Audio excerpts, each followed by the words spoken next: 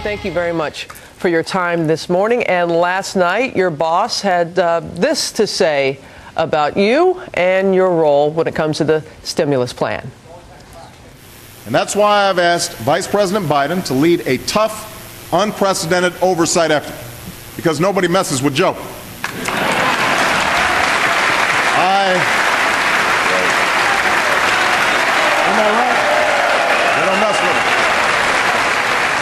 We heard what the president says. Nobody messes with you, and you have quite a role right now in holding accountable nearly $1 trillion. I mean, with so much money, how do you hold folks accountable?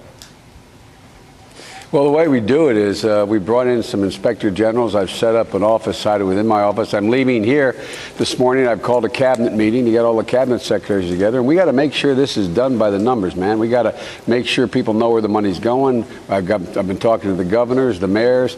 This cannot be squandered. We have an opportunity to get the nation back to work, get it back on its feet.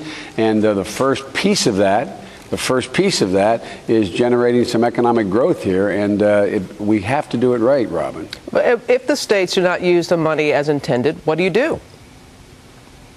What we do is we, first of all, do two things. In some cases, we can withdraw the money. We can hold them accountable. In other places, we'll just use the television and the radio and the media to embarrass them for them not doing what they're supposed to do. The president also said last night that part of the problem of folks who bought homes they knew they couldn't afford, and from lenders who had no business lending them money, and now billions of dollars are going to help both. Isn't that rewarding bad behavior? I mean, folks are still outraged about this.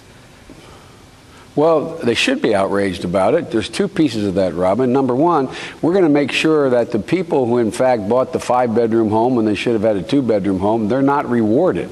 We're trying to reward those people who got caught in the crossfire. And the other thing is that reward help. And the other piece of this is that people say, well, what difference does it make to me if these people got lost? And most people are in trouble because they lost their jobs and they're losing their homes or their health care and they're losing their homes. And people say, well, why should we help them? Well, let me tell you, if you see 3 foreclosure signs on your street and you had $150,000 equity in your home before that occurred, you're going to find you have $50,000 in equity in that home. Your sustainability, your retirement nest egg, your ability to stay in your home depends on that whole neighborhood. Quite ambitious. Is there a danger of promising too much? Well, look, you know, it is ambitious, but these are extraordinary times. I mean, I know everybody knows that. I almost feel stupid saying it because everybody knows it. But the fact of the matter is that the very things that people are saying are most ambitious are not only need to be solved, but they're part of the solution. You cannot gain control of our budget deficits without gaining control of health care spending. You cannot gain control of our economy without gaining control of our energy policy. And you cannot grow this country without an education policy. So the irony of all ironies is this is where, opportunity presents itself in the middle of a crisis.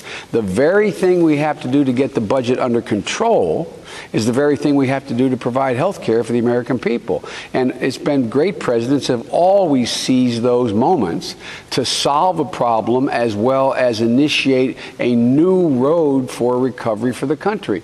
We've got to put this country on the 21st century path to be competitive. Vice President Joe Biden, thank you for your time this morning.